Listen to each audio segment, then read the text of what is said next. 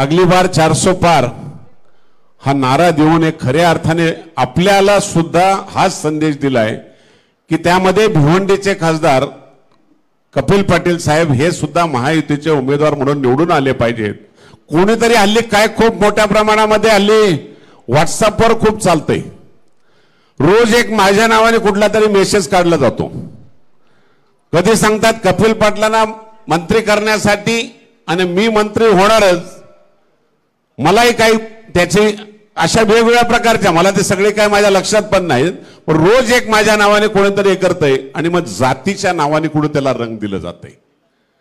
खरं म्हणजे भाऊ कधीही मी आजपर्यंत माझ्या तोंडातून शब्द काढलेला नाही का मला मंत्री करा। स्वाभिमानाने राहणारा मी कार्यकर्ता आहे, मला कधी असलं वाटलं नाही तुम्ही विकासाला जेवढा निधी देता मला, तुम्ही माझी जेवढी कामं करता, मंत्र्यांच्या पेक्षा खूप चांगल्या पद्धतीने मान सन्मान जर मिळत असेल तर मंत्रीपद हे नगण्य आहे। मी स्वाभिमानी आहे आणि स्वाभिमानी म्हणूनच काम करेल आणि तो पक्षाचं काम तुमच्या नेतृत्वाखाली केल्याशिवाय राहणार नाही।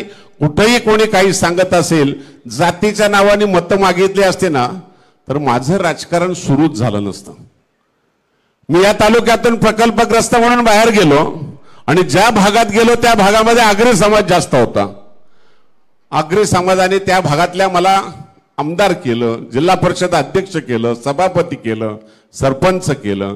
जातीच्या नावाने जर झालो असतो तर मला तिथं आमदार केला नसता, अध्यक्ष झालो नसतो आणि कुठलंच काय विचार नसता।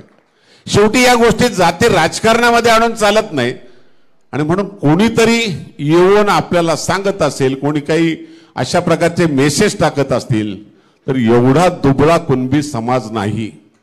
निश्चितपणे ताकदवान कुणबी समाज आहे, पण तो विचारी आहे आणि विचारी कुणबी समाज कधी दिशाभूल केलेला या अशा प्रकारच्या गोष्टींना कधी प्राधान्य देत नाही।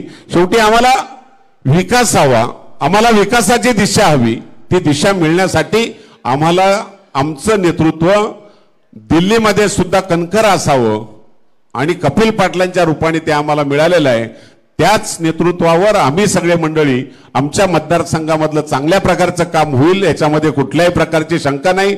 जातीपातीच्या नावाने नको तर ते विकासाच्या नावाने मतं मागायला शिकलं पाहिजे।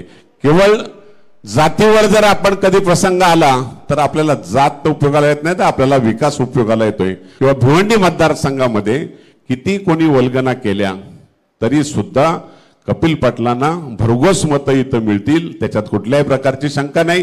पण काही लोकांना रोज तेच काम असते,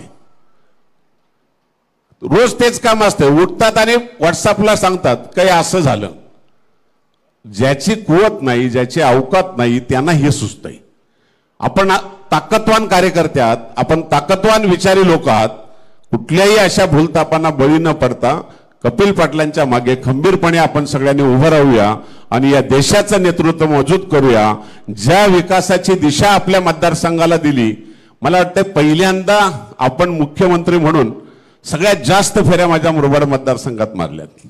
कधी एवढे मुख्यमंत्री आमच्या वाट्याला आलेच नव्हते आणि आले त्या टायमाला तुम्ही खाली हात कधीच आले नाही, काही ना काहीतरी इथंशे देऊन गेले आणि एक दिशा बदलली। चांगल्या विचारातून तुमचं नेतृत्व आम्हाला मिळालंय, त्याच नेतृत्वाला आम्ही सलाम करून कपिल पाटलांच्या बरोबर खांद्याला खांदा लावून सगळेजण काम करतील।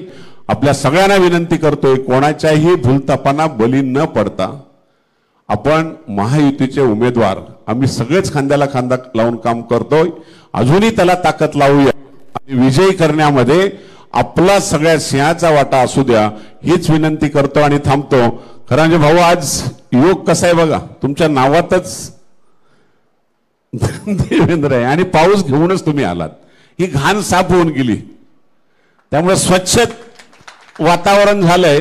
बिना पंख्याने सुद्धा आम्हाला आता बसता येईल एवढं शांतता करून चाललात तुम्ही, त्यामुळे नक्कीच ही शांतता कायमस्वरूपी राहावी हाच विश्वास व्यक्त करतो आणि आपले आभार मान थांबतो। जय हिंद, जय महाराष्ट्र।